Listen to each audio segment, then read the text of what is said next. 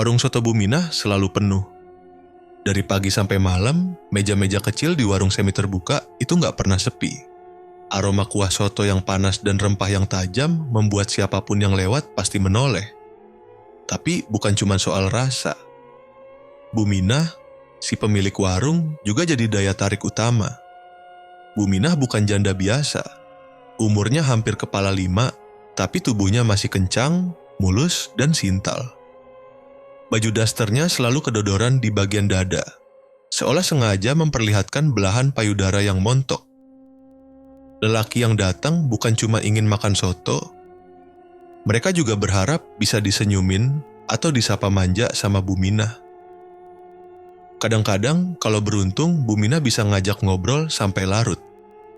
Bahkan ada yang katanya pernah diajak ngopi ke rumah belakang. Tapi belakangan ini, desas-desus mulai terdengar. Seorang pemuda yang biasa makan di sana tiba-tiba hilang. Namanya Edo, mahasiswa perantauan dari Surabaya. Teman-temannya bilang terakhir kali terlihat, Edo lagi duduk berdua dengan Buminah di pojok warung. Katanya sih, mau diajak bantuin angkat karung daging ke dapur belakang. Sejak itu, hilang tanpa jejak. Yanto, mahasiswa semester akhir yang ngekos di gang belakang warung, mulai merasa ada yang janggal. Dia kenal Edo. Mereka sering nongkrong bareng di warung itu. Dan memang benar, sejak Edo menghilang, warung soto itu makin ramai. Anehnya lagi, sotonya jadi lebih gurih dan dagingnya makin empuk. Pelanggan makin doyan. Termasuk Pak Pardi, tetangga sebelah warung yang setiap hari duduk di meja yang sama, memandangi Buminah tanpa kedip. Suatu hari, Yanto lihat hal aneh. Sekitar jam 2 dini hari, dia yang kebetulan belum tidur karena ngerjain skripsi, mendengar suara aneh dari arah warung. Suara seperti benda berat diseret di tanah. Dia intip dari jendela kamarnya yang menghadap ke jalan. Tampak Buminah dan seseorang berpakaian serba hitam menyeret sesuatu ke arah gubuk kecil di belakang warung. Gubuk yang selama ini dia kira cuma tempat penyimpanan alat-alat dapur. Paginya, warung soto tetap buka. Buminah terlihat segar, bahkan lebih cantik dari biasanya. Bibirnya merah menyala, matanya lentik, dan kulitnya seolah makin bersinar. Beberapa pelanggan bilang, sotonya hari itu lebih enak dari biasanya. Dagingnya lembut, kaya rasa, dan aroma kuahnya bikin nagih. Yanto hanya duduk diam di meja paling pojok, memandangi semangkuk soto di hadapannya. Tangannya gemetar saat menyendok daging yang mengambang di kuah kekuningan itu. Di saat bersamaan, seorang gadis muda datang ke warung. Namanya Laras, katanya pelayan baru. Wajahnya polos, rambut panjang dikuncir kuda, tapi pembawaannya genit. Baru 5 menit kerja, dia sudah duduk di pangkuan Pak Pardi sambil bercanda. Buminah cuma tertawa kecil, lalu melirik ke arah Yanto. Tatapannya tajam, seperti tahu kalau Yanto menyimpan rasa curiga. Dari tempat duduknya, Yanto bisa mencium samar-samar aroma dupa yang terbawa angin dari dapur belakang. Aroma yang nggak biasa, tajam dan menyengat. Bukan aroma masakan, tapi seperti bau daging terbakar bercampur kemenyan. Yanto tahu ada sesuatu yang salah di warung itu, dan dia harus mencari tahu sebelum semuanya terlambat. Karena kalau dugaan dia benar, maka soto yang selama ini dimakan banyak orang bukan berasal dari sapi atau ayam, tapi dari sesuatu yang jauh lebih mengerikan. Dan Buminah bukan janda biasa. Dia menyimpan rahasia berdarah di balik kuah sotonya yang gurih menggila. Sejak malam itu, Yanto mulai memperhatikan gerak-gerik Buminah lebih detail. Ada yang janggal, tapi belum bisa dia jelaskan. Setiap malam, asap dupa selalu mengepul dari arah dapur belakang. Harumnya bukan seperti bumbu dapur, tapi campuran bau tanah basah dan daging busuk. Anehnya, tak satupun pelanggan yang mengeluh. Mereka tetap datang, makan, dan pulang dengan wajah puas. Hari itu, Yanto sengaja datang pagi-pagi ke warung. Masih sepi. Hanya Laras yang sedang menyapu lantai sambil bersenandung lagu dangdut. Buminah belum kelihatan.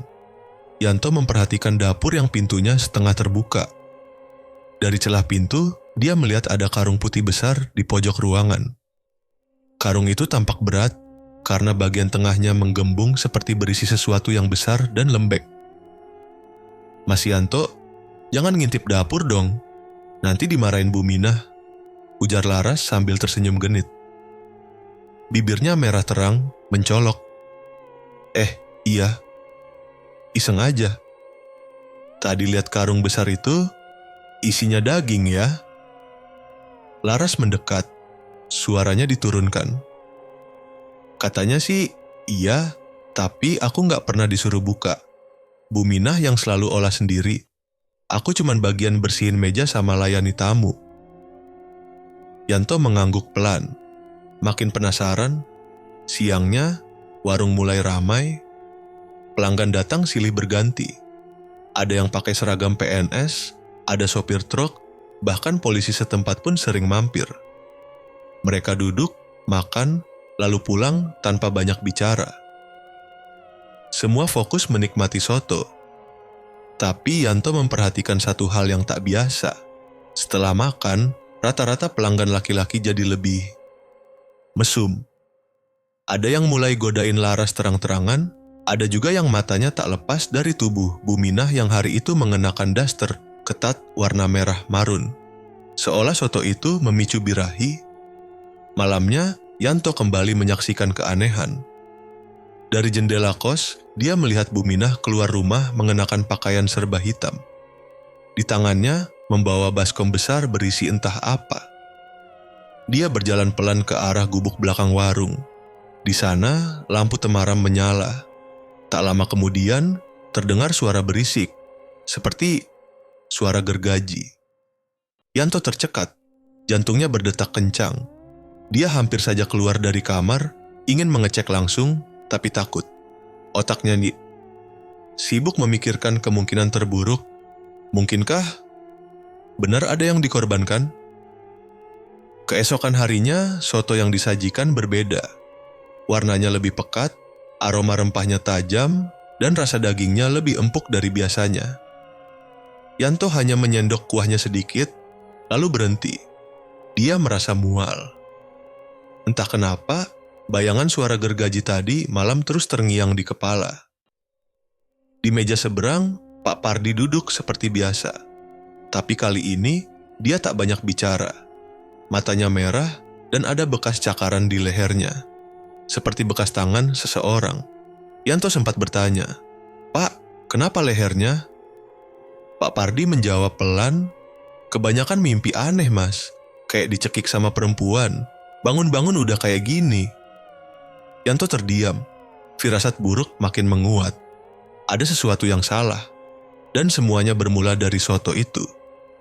Malamnya, dia memberanikan diri mendekat ke gubuk belakang setelah warung tutup. Dengan senter kecil dan langkah perlahan, dia menyelinap di balik pohon pisang. Tapi baru 5 meter mendekat, dia mencium bau amis yang menyengat. Lebih kuat dari sebelumnya, bau darah, bau kematian. Dia ingin mundur, tapi suara langkah kaki mendekat. Yanto buru-buru tiarap di tanah. Dari balik semak, dia melihat Mak Kromo keluar dari dalam gubuk sambil membawa buntalan kain merah gelap. Tangannya berlumur darah, wajahnya keriput, tapi senyumnya mengerikan. Yanto menahan napas. Untuk pertama kalinya dia sadar, ini bukan cuma soal soto, ini soal hidup dan mati. Dan sepertinya ada yang sedang mengintai korban berikutnya. Yanto tidak bisa tidur semalaman. Bayangan Mak Kromo membawa buntalan berdarah terus menghantui pikirannya. Bau amis itu masih terasa, seolah menempel di lubang hidung. Pagi-pagi sekali, dia langsung ke kampus dengan mata sembab dan kepala pening. Di sela jam kuliah, dia nekat menghubungi polisi setempat. Tapi tanggapan mereka mengecewakan. "Mas, kalau cuma curiga doang, kami nggak bisa bergerak. Mana buktinya?" kata petugas jaga dengan nada malas. Yanto kesal. Dia tahu kalau semua orang di kota kecil ini udah terlalu akrab dengan Bu Minah. Bahkan mungkin dilindungi. Di kampus, teman kos Yanto bernama Riko tak kunjung muncul. Terakhir terlihat malam minggu, waktu dia pamit mau jalan sama Bu Mina. Sejak itu tidak ada kabar. Nomornya tidak aktif. Barang-barangnya masih di kamar. Yanto makin yakin kalau Riko bukan sekadar pergi tanpa jejak. Laras yang biasanya ceria, kini terlihat lebih pendiam. Saat Yanto datang ke warung sore itu, dia duduk di bangku belakang, melamun sambil memainkan gelang di pergelangan tangan. "Lar, kamu tahu Riko kemana? Yang anak kos deket musola itu, dia nggak kelihatan lagi." Laras menoleh. Ekspresinya aneh, campuran takut dan bingung. "Aku dengar katanya dia pindah, tapi nggak tahu juga bener apa enggak. Bu Mina sih bilang gitu pas aku tanya kemarin." Yanto merunduk, menahan emosi. Dia tahu itu alasan yang dibuat-buat. Beberapa hari kemudian, kejadian janggal kembali muncul. Seekor anjing kampung ditemukan mati di belakang warung. Lehernya sobek dan perutnya menganga seperti habis dibedah. Warga mengira itu perbuatan binatang liar, tapi Yanto punya pendapat lain. Dia merasa metode itu mirip seperti yang dia dengar malam waktu suara gergaji. Di waktu yang sama, Pak Pardi makin aneh. Sering duduk bengong di pojokan warung, bahkan sempat ketahuan bicara sendiri sambil menatap ke arah dapur. Suatu sore, Yanto iseng mendekati Pak Pardi saat warung mulai sepi. "Pak, akhir-akhir ini sering ngelamun, ya?" Pak Pardi menoleh perlahan. Matanya merah, suaranya pelan, hampir berbisik. "Aku mimpi. Riko manggil-manggil dari balik dinding. Badannya nggak utuh. Dia bilang dagingnya enak." Yanto mundur perlahan. Napasnya tercekat. Ini sudah kelewat batas. Semua petunjuk mengarah ke hal yang sama. Warung ini menyimpan rahasia mengerikan. Malamnya, Yanto nekat mendatangi Laras ke kamar belakang tempat pelayan warung biasa beristirahat. Ia ingin bicara empat mata. Laras awalnya enggan, tapi akhirnya membukakan pintu. "Lar, kamu harus jujur. Aku yakin ada yang nggak beres di sini. Aku lihat sendiri Mak Kromo keluar dari gubuk belakang, bawa buntalan berdarah, terus Riko hilang, nggak ada jejak. Kamu juga kelihatan takut. Aku mau bantu, tapi aku butuh kamu terbuka." Laras diam lama, air matanya mulai turun. "Aku nggak tahu semuanya, Mas, tapi aku pernah ngintip waktu tengah malam. Aku lihat Bu Minah sama Mak Kromo. Mereka masukin sesudio ke dalam wajan besar. Aku cuma lihat sekilas. Kayak tangan manusia. Aku langsung kabur dan pura-pura tidur." Yanto menggenggam tangan Laras. Keduanya kini punya alasan untuk mencari bukti lebih jauh. Namun tanpa mereka sadari, dari balik tirai kamar yang setengah terbuka, ada mata lain yang memperhatikan. Mata itu dingin, mengintai dalam diam. Dan dari dapur belakang, suara gergaji kembali terdengar. Kali ini lebih lama dan lebih pelan, seolah sengaja ingin didengar. Sejak malam itu, suasana di warung Bu Minah berubah. Tidak lagi sesantai sebelumnya. Pelanggan tetap masih datang, tapi mereka tampak lebih gelisah. Beberapa mulai berbisik soal bau aneh yang muncul dari dapur, mirip daging busuk tapi tersamar oleh wangi rempah. Yanto yang kini lebih waspada, mulai memperhatikan lebih detail. Di suatu pagi, saat ia datang lebih awal dari jam buka, dia melihat Laras sedang mengepel lantai. Tapi bukan itu yang membuat bulu kuduknya berdiri. Di pojok dekat dapur, ada bekas seretan darah kering yang belum sempat dibersihkan sempurna. "Itu darah apa, Lar?" tanya Yanto dengan suara ditekan. Laras menunduk. Katanya sih, ayam.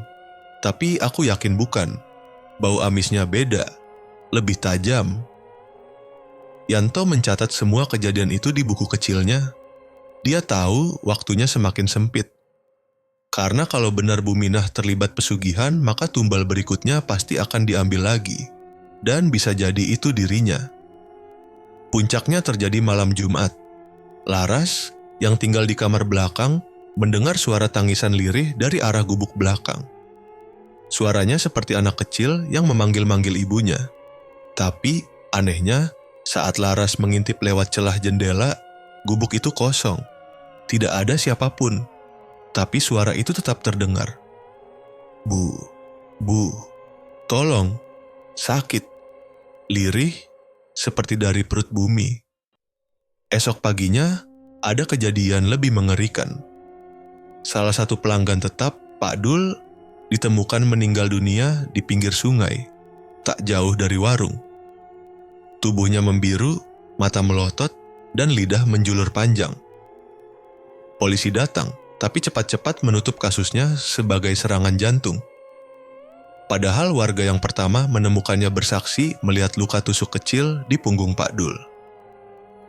Yanto makin yakin ini bukan warung biasa.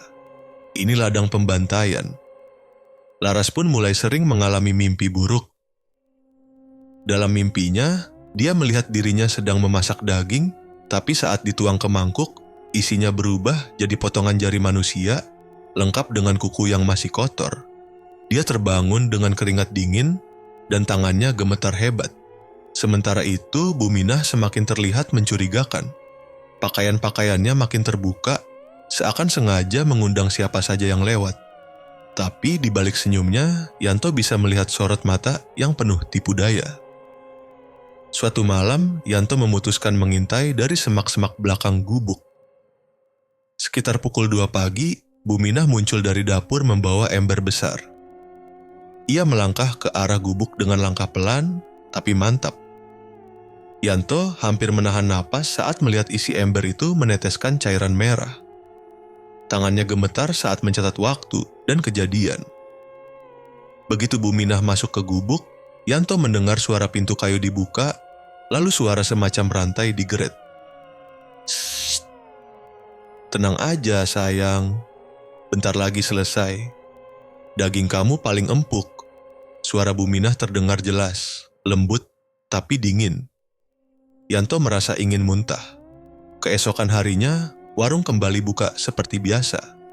Soto yang disajikan lebih harum dari biasanya. Pelanggan ramai dan banyak yang memuji rasa dagingnya. Sotonya makin mantap, Buminah. Dagingnya empuk banget, ngalahin daging sapi premium, kata seorang pelanggan sambil menjilati sendok. Yanto hanya bisa menatap mangkuk di depannya. Kuahnya keruh kemerahan. Dan di dasar mangkuknya, dia melihat sehelai rambut panjang yang melilit daging. Itu bukan rambut sapi. Dan entah kenapa, rambut itu seperti milik Riko. Malam itu, Yanto tidak bisa tidur. Gambar rambut panjang di mangkuk soto terus menari-nari di pikirannya. Ia yakin itu bukan kebetulan. Sesuatu sedang disembunyikan di warung itu, dan Riko, temannya yang hilang, pasti ada hubungannya. Laras akhirnya memberanikan diri untuk bicara terus terang. Mereka bertemu di belakang warung, dekat tumpukan kayu bakar. "Aku nemu ini di belakang gubuk," ucap Laras sambil menyerahkan sebuah kalung kecil berbandul tengkorak. "Aku yakin ini milik Riko. Aku pernah lihat dia pakai ini waktu kesini." Yanto menggenggam kalung itu erat. Rasanya seperti jantungnya berhenti berdetak sejenak. Ia makin yakin Riko nggak pergi dari kota ini, dia dihabisi. Laras juga menceritakan mimpinya yang makin parah. Mimpi itu bukan sekadar bunga tidur. Ada suara-suara yang ia dengar bahkan saat bangun. Suara-suara dari balik gubuk yang minta tolong, suara rintihan yang merintih tanpa jeda.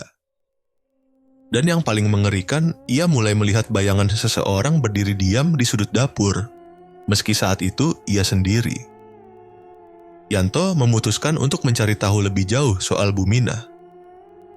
Ia mendatangi Pak Pardi, tetangga sebelah warung yang sudah tinggal lama di situ. Awalnya, Pak Pardi ragu bicara. Tapi setelah Yanto menyodorkan kalung Riko, wajah Pak Pardi berubah pucat. Dulu, sebelum warung Buminah ramai, dia pernah bangkrut total. Warungnya sepi, dia sakit-sakitan.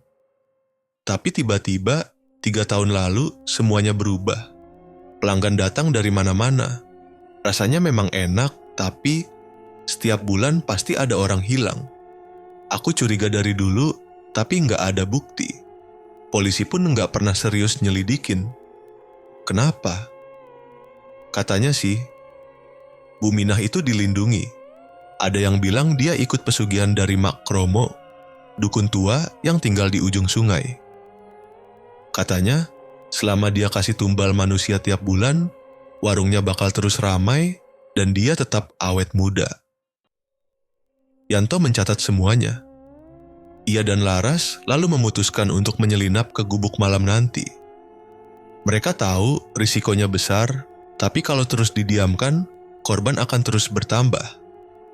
Sekitar pukul 1 dini hari, mereka masuk lewat pintu belakang. Gubuk itu terkunci, tapi Laras berhasil menemukan kunci di bawah pot bunga. Begitu pintu terbuka, bau amis menyambut mereka. Di dalam, ruangan kecil itu berisi lemari kayu besar dan meja panjang. Di pojok, ada satu ember hitam dengan penutup kain. Yanto membuka kain itu perlahan. Isinya membuat perutnya mual. Tumpukan daging segar berwarna merah kehitaman, dan di antara potongan itu, ia melihat potongan jari. Lengkap dengan kuku. Laras langsung menjerit tertahan. Astaga, itu manusia. Yanto juga menemukan sesuatu di lemari. Buku catatan kecil milik Bu Minah. Isinya seperti daftar nama, tanggal, nama pelanggan, dan kode. Kilatel, Q2, dan seterusnya. Ini daftar tumbal, bisik Yanto. Lihat ini, nama Riko, Kilap 15. Tapi sebelum mereka bisa keluar, terdengar langkah kaki mendekat. Seseorang sedang datang. Cepat, sembunyi, bisik Yanto. Mereka berdua masuk ke balik lemari kayu, menahan napas. Dari celah kayu, mereka melihat siluet Bu Minah masuk dengan ember baru. Mak Kromo, ini yang baru, masih muda, segar, dan semok, malam ini siap dikuliti, ucap Bu Minah pelan, lalu tertawa kecil. Yanto dan Laras saling pandang. Mereka sadar, ini bukan cuma warung biasa. Ini tempat pesugihan, dan mereka sudah masuk terlalu dalam. Tapi sekarang bukan waktunya mundur. Misteri mulai terkuak, tapi teror baru saja dimulai. Setelah nyaris tertangkap di gubuk belakang warung, Yanto dan Laras pulang ke kos dengan napas terengah-engah. Jantung mereka masih berdebar. Apa yang mereka lihat bukan lagi sekadar dugaan. Semua nyata. Bu Minah bukan cuma janda seksi pemilik warung, dia juga pembunuh berdarah dingin. Dan sekarang mereka dalam bahaya. Kita harus lapor polisi, ucap Laras gemetar. Gak semudah itu. Pak Pardi bilang polisi di sini gak akan bantu. Mereka juga makan di situ, Laras. Mungkin mereka juga ikut nikmatin soto istimewa itu. Laras menunduk. Ia tahu Yanto benar, tapi mereka gak bisa diam. Riko sudah jadi korban. Dan mungkin masih ada korban lain yang belum ditemukan. Yanto mulai menyusun rencana. Ia menghubungi salah satu dosennya di kampus yang dikenal vokal soal keadilan. Dosen itu, Pak Beni, setuju untuk membantu. Asal ada bukti kuat. Aku punya catatan nama tumbal, dan aku juga simpan fotonya diam-diam, kata Yanto sambil menunjukkan gambar isi ember di ponselnya. Pak Beni setuju datang ke kota kecil itu malam besok. Sementara itu, Yanto dan Laras berusaha menggali lebih dalam soal Mak Kromo. Mereka mencari informasi dari warga sekitar. Seorang nenek penjual jamu di pasar memberi petunjuk mengejutkan. Mak Kromo itu dulu dukun bersalin, tapi sejak anaknya mati tenggelam di sungai, dia berubah. Kata orang, dia bikin perjanjian sama penunggu sungai buat balas dendam. Sejak itu, tiap malam purnama ada asap dupa dari pondoknya. Gak ada yang berani deketin.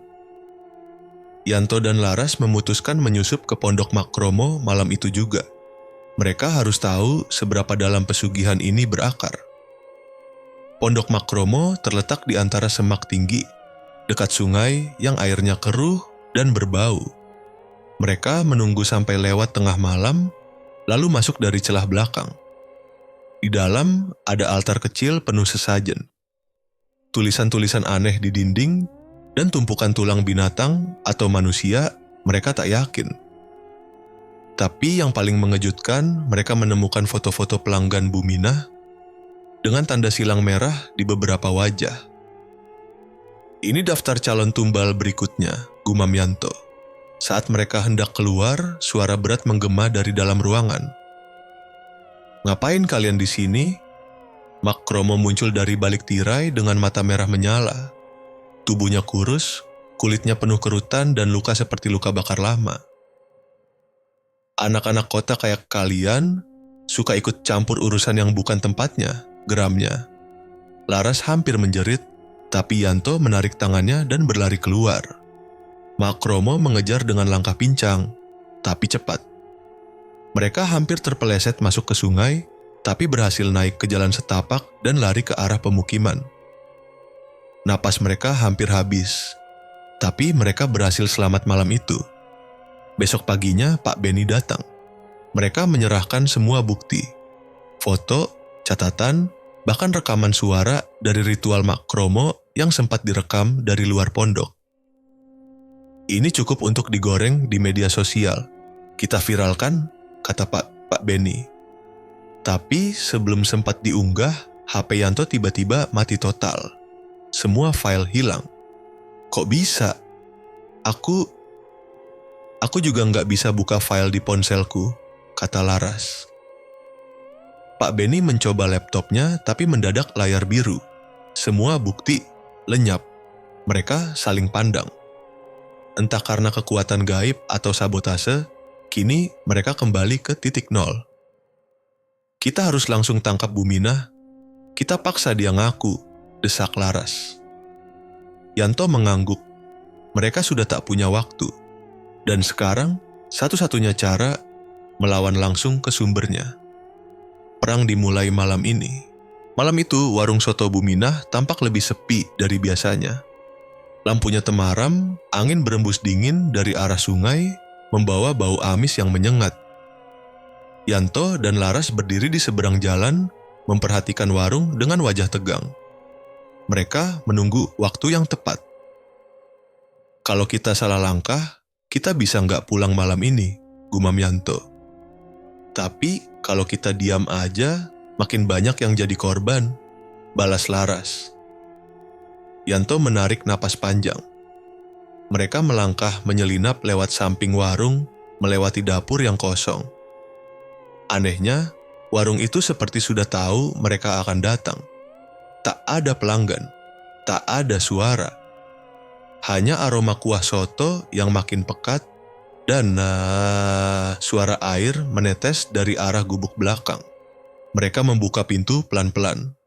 Gubuk penyimpanan itu kini dipenuhi dupa dan lampu minyak. Di tengahnya ada meja besar beralaskan tikar penuh darah kering. Di atas meja, tubuh Pak Pardi tak bernyawa, dadanya terbelah lebar, organ dalamnya menghilang. Laras menutup mulutnya, menahan muntah. "Astaga, dia yang selanjutnya," bisik Yanto. Tiba-tiba pintu gubuk menutup keras dari belakang. Buminah berdiri di ambang pintu dengan senyum mengerikan.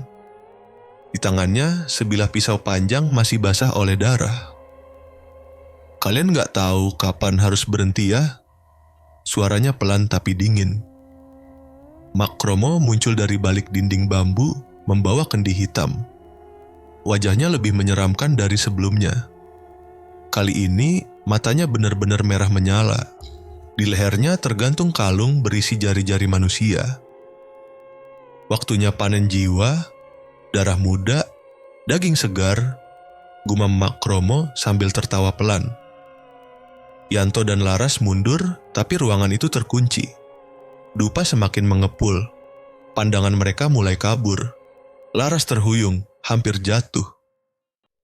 "Jangan hirup dalam-dalam, tutup hidungmu," teriak Yanto. Yanto mengambil botol kecil dari tasnya. Minyak kayu putih, satu-satunya benda logis yang mereka punya. Dia meneteskan ke sapu tangan dan menutupi hidungnya dan Laras. "Bakar semua ini," bisik Yanto sambil menyalakan korek api dan melemparnya ke tikar berlumuran darah. Api menyambar cepat, mengejutkan Buminah dan Makromo. "Kalian berani!" teriak Buminah. Gubuk itu mulai dipenuhi api. Suara jeritan gaib bergema dari dalam kendi Makromo. Laras menendang kendi itu hingga pecah. Asap hitam tebal keluar, melesat ke langit seperti ular besar. Makromo jatuh terduduk, tubuhnya mengejang. Buminah berusaha menusuk Yanto, tapi pisau itu mengenai tiang bambu. Yanto menarik Laras dan mendobrak pintu samping. Mereka berlari keluar gubuk yang mulai runtuh. Warung soto ikut terbakar. Dari kejauhan, warga mulai berdatangan melihat api membumbung tinggi. Ada kebakaran, warung Buminah kebakaran. Tapi saat mereka sampai di lokasi, gubuk dan warung sudah tinggal puing. Buminah dan Makromo menghilang. Tak ditemukan jasad, tak ada jejak darah. Yanto dan Laras hanya bisa duduk lemas di pinggir jalan. Tubuh mereka penuh luka ringan, baju terbakar di beberapa bagian. Tapi mereka selamat. "Apa? Sudah selesai?" tanya Laras pelan. Yanto tak menjawab. Matanya masih menatap abu sisa bangunan yang gosong. Namun dari kejauhan, ada suara tertawa kecil. Suara yang familiar. Suara Buminah. Dingin, menggoda. Seperti tidak terjadi apa-apa. Malam itu, angin bertiup kencang. Daun-daun kering beterbangan di halaman warung soto Buminah yang tampak lengang. Tapi dari balik jendela, lampu temaram masih menyala. Aroma rempah menguar kuat, bercampur sesuatu yang amis dan hangus.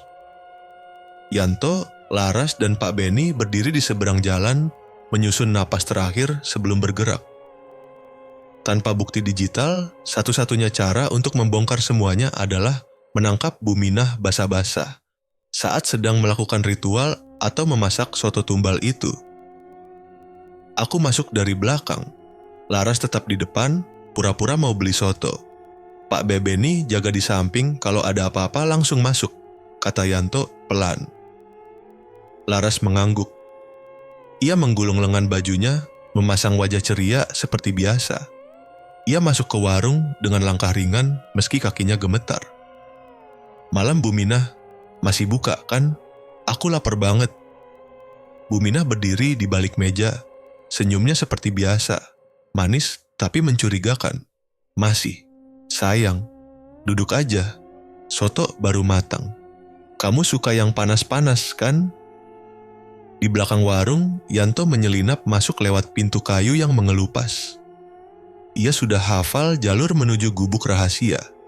Tapi begitu membuka pintu gudang kecil itu, ia terhenti. Di dalam, Buminah sedang berdiri di depan meja potong. Di atasnya tergeletak tubuh pria. Tanpa kepala, darah masih mengalir pelan dari lehernya. Yanto ingin muntah, tapi ia menahan diri. Ia mengeluarkan ponselnya dan mulai merekam diam-diam. "Kamu pikir bisa selamat setelah ini, nak?" Suara itu membuat Yanto menoleh. Makromo berdiri di sudut ruangan, bayangannya menempel di dinding seperti jelmaan setan. Matanya merah, senyumnya miring, dan tangannya membawa dupa menyala. "Kalian semua terlalu berisik. Tumbal malam ini malah jadi rusak. Tapi tak apa. Darah kalian cukup menggantikan." Yanto mundur. Tangannya gemetar. Ia hendak kabur, tapi pintu gudang tiba-tiba tertutup sendiri. Suara deritanya seperti jeritan makhluk kesakitan. Di warung depan, Laras merasakan firasat buruk. Ia berdiri, tapi Buminah melangkah cepat dan menutup pintu warung. "Gak usah buru-buru, Laras. Kamu juga akan jadi bagian dari keluarga," bisiknya sambil menyentuh pipi Laras. Pak Beni melihat itu dan segera berlari masuk, menendang pintu hingga terbuka. "Lepaskan dia!" Buminah menoleh tajam. Matanya berubah hitam. Tangan kanannya mencengkeram pisau dapur, dan tanpa ragu ia melemparkannya ke arah Pak Beni. Pisau itu nyaris mengenai dadanya. Di belakang, Yanto mencoba memecahkan jendela kecil, tapi Makromo sudah berdiri di depannya. "Darahmu, muda dan segar, cocok untuk persembahan malam ini." Makromo mencakar leher Yanto. Tapi tiba-tiba, dari luar jendela, suara azan menggema dari masjid kampung. Entah kenapa, tubuh Makromo gemetar dan tangannya mulai terbakar sendiri. "Tidak!"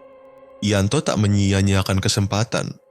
Ia mendorong tubuh Makromo hingga terjengkang ke rak dupa yang terbakar. Api langsung menyambar kain-kain sesajen. Di depan warung, Pak Beni dan Laras berhasil menjepit Bumina. Laras menyiramkan kuah soto panas ke wajah wanita itu. Ia menjerit, kulitnya melepuh seperti lilin meleleh. "Kalian akan menyesal!"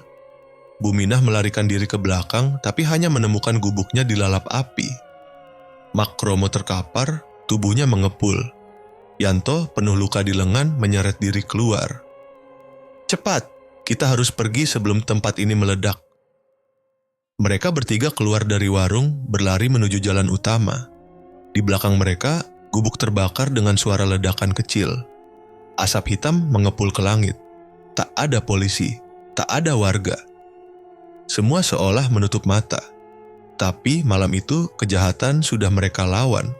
Atau setidaknya itulah yang mereka pikirkan. Pagi harinya, sinar matahari menerobos jendela kamar kos Yanto dan Laras. Mereka duduk bertiga dengan Pak Beni, wajah letih tapi lega. Malam penuh teror itu sudah lewat. Gubuk Makromo dan warung soto Buminah kini tinggal puing-puing hangus. Tidak ada yang tersisa selain abu dan bau gosong. "Kita berhasil, ya?" tanya Laras pelan. Yanto mengangguk meski masih merasa aneh. "Buminah dan Makromo mungkin sudah mati. Kita selamat. Sekarang tinggal bikin laporan resmi." Pak Beni langsung menghubungi kenalannya di kantor berita. Mereka setuju datang siang itu juga. Yanto dan Laras menyiapkan ulang bukti yang mereka punya. Satu-satunya foto yang tersisa adalah hasil tangkapan layar dari rekaman yang sempat dikirim ke email Pak Beni sebelum ponsel mereka rusak. Siang harinya, 2 jurnalis datang membawa kamera dan alat perekam. Mereka duduk di warung kopi depan kos, mendengarkan cerita dari awal. Wajah mereka tegang saat melihat foto ember berisi potongan tubuh dan catatan daftar tumbal. "Ini bakal jadi berita utama. Tapi kami butuh lokasi asli untuk ambil gambar sisa bangunan," kata salah satu jurnalis. Mereka semua berangkat ke lokasi malam itu terjadi. Tapi saat sampai di sana, mereka terpaku. Warung soto itu masih berdiri utuh. Tidak ada bekas terbakar, tidak ada puing. Bahkan gubuk belakang yang harusnya hangus, tampak seperti biasa, lengkap dengan genteng reyot dan pintu tua. "Apa-apaan ini?" desis Yanto. Laras melangkah ragu. Ia menyentuh pintu warung. Masih hangat, seperti habis digunakan. Bau soto menguar samar dari dalam. "Kemarin malam kita bakar ini tempat kan? Kamu lihat sendiri," teriak Pak Beni ke arah Yanto. Yanto mengangguk. "Iya, kita semua lihat. Gimana bisa balik lagi? Siapa yang bangun ulang secepat ini?" Jurnalis tampak bingung. "Kalian yakin nggak salah tempat?" "Tidak, ini tempatnya," bentak Laras. Matanya mulai berkaca-kaca. Tiba-tiba, pintu warung terbuka sedikit. Tidak ada siapa-siapa di sana, tapi angin dari dalam membuat bulu kuduk mereka berdiri. Jurnalis langsung melangkah mundur.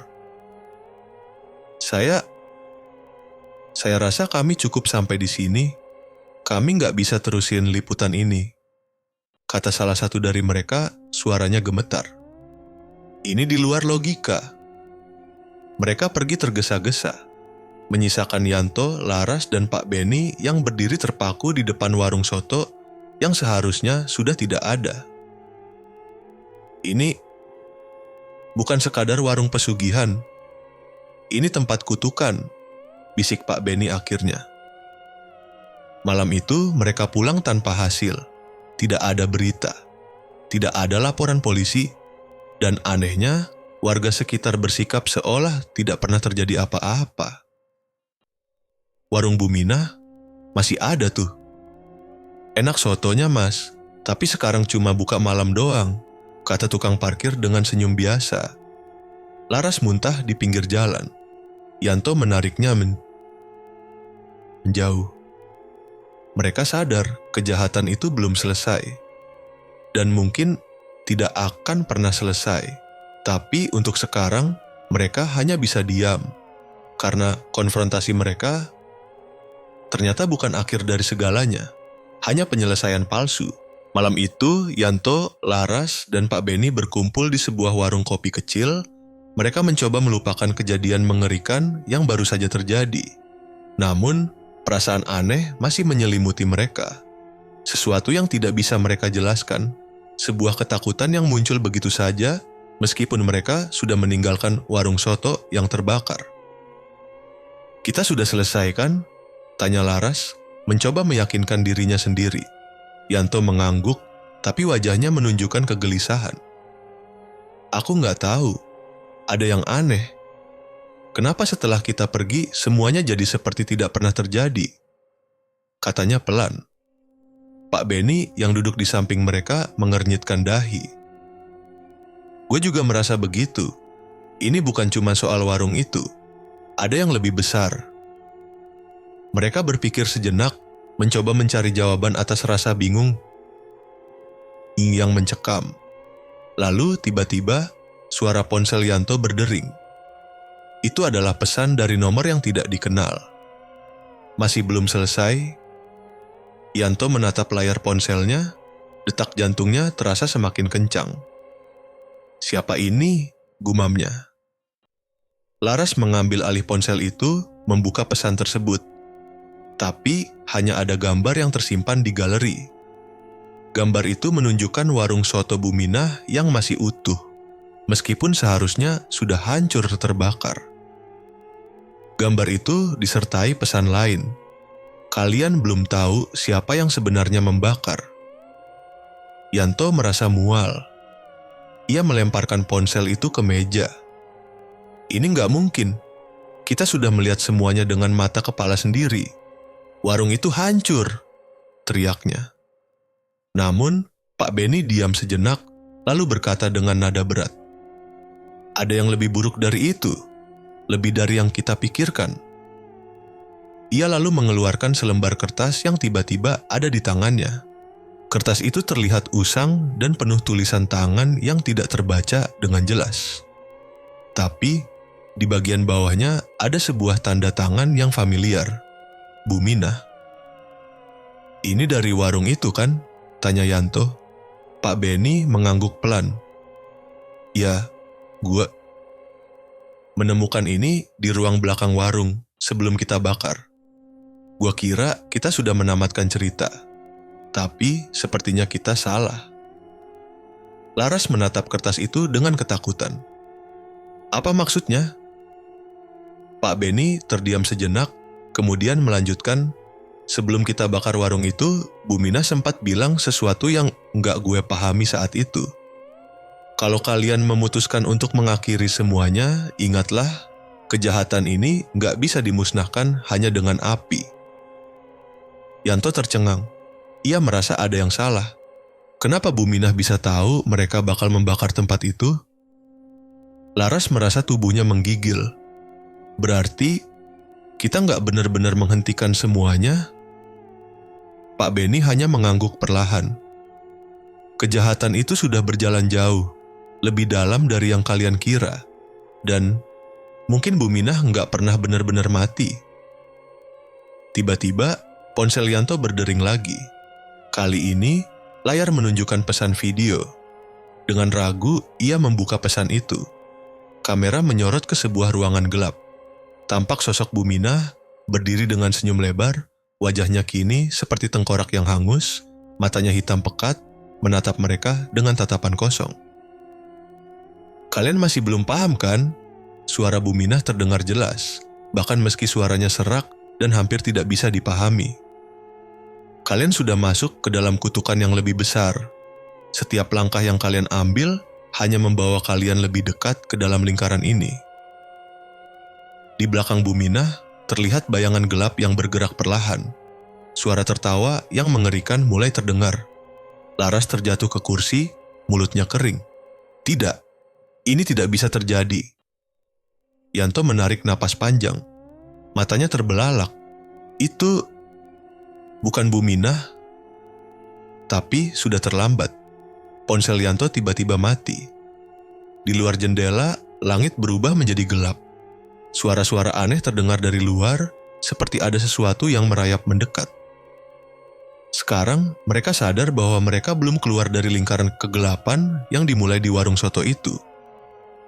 Mereka hanya bertemu dengan babak baru yang lebih menyeramkan. Warung itu, Buminah, dan semua yang terjadi ternyata hanyalah bagian dari ritual yang lebih besar. Dan mereka baru saja memulai bagian terburuk dari perjalanan mereka. Di luar, langit mendung semakin gelap, menyelimuti segala harapan yang masih ada.